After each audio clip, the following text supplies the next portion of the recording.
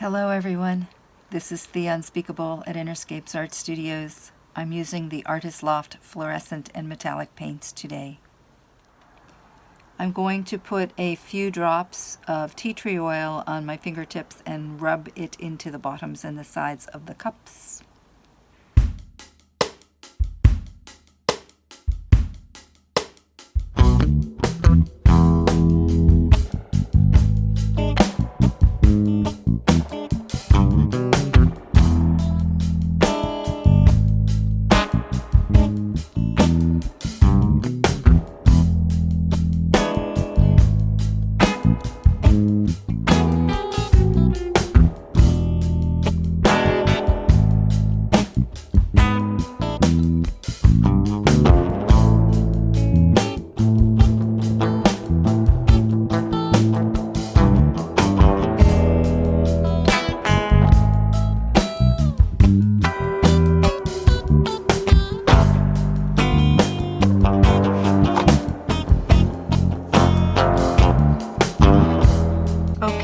Crisscross double flip cup.